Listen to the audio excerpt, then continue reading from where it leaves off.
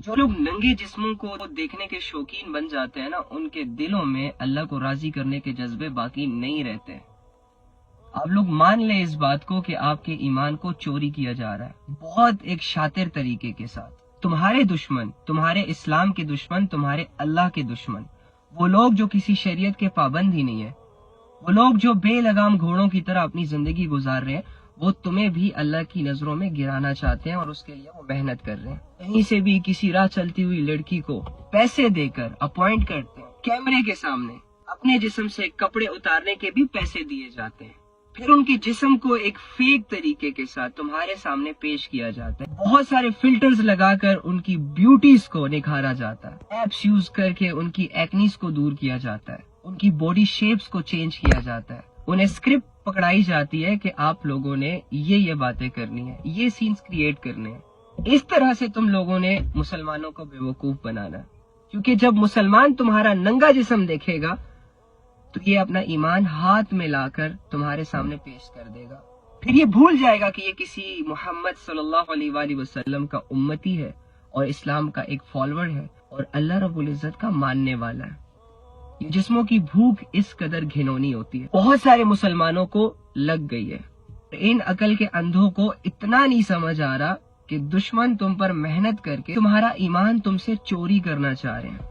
اب وہ ہاتھ ڈال کے تمہارے سینے سے تو ایمان نکال نہیں سکتے، لہٰذا تمہیں بے حیا بنا کر اللہ کی نظروں میں گرائیں گے۔ کیوں؟ کیونکہ وہ جانتے ہیں کہ دنیا کی کوئی ٹیکنالوجی، کوئی سپر پاور مسلمان کو نہیں گرا سکتی۔ اگر ہم سارے یونائٹ ہو کر بھی مسلمانوں کا مقابلہ کریں نا، تو مسلمانوں کے ایمان کے سامنے ہماری ساری ٹیکنالوجیز، ہماری ساری چیزیں بے بس ہو جائیں گی۔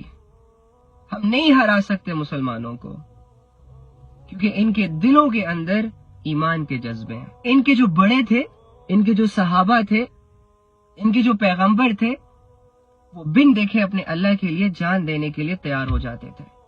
وہ دولتوں کے لیے نہیں مرتے تھے، وہ کسی گرل فرینڈ بوائے فرینڈ کے لیے کٹس لگا کر سولی پر نہیں چڑھ جاتے تھے۔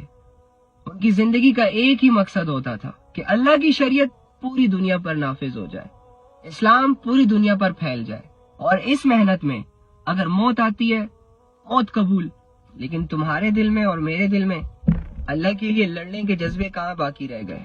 ہم لوگوں نے تو اپنی نظروں کو اتنا گندا کر دیا ہے، خواہشات کا اتنا مرید بنا لیا ہے کہ اب نفس اور خواہش ہم پر راج کر رہے ہیں، ہم اس کے غلام ہیں، جو دل کہتا ہے وہی کرتے ہیں۔ اللہ کے بندو، اسلام سے بے وفائی مت کرو۔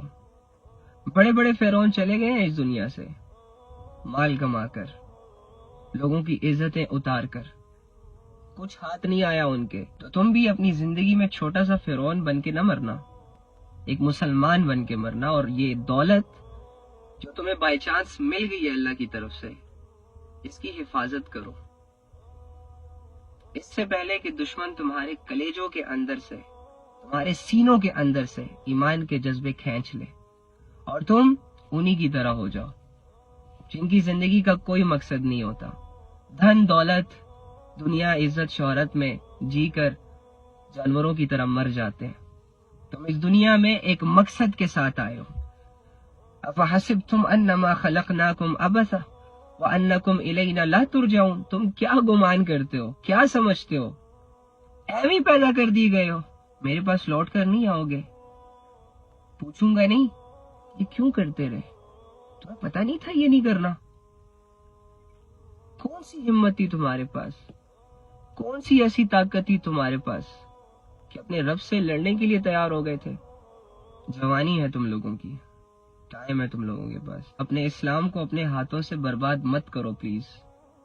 اسلام نے غالب ہو کے رہنا ہے، یاد رکھنا، جس طرح قیامت کا آنا حقیقت ہے، مرنا ایک حقیقت ہے، مرنے کے بعد دوبارہ کھڑا ہونا ایک حقیقت ہے، اسی طرح اسلام پر وہ دور بھی آئے گا کہ جب پوری دنیا میں اسلام نافذ ہوگا۔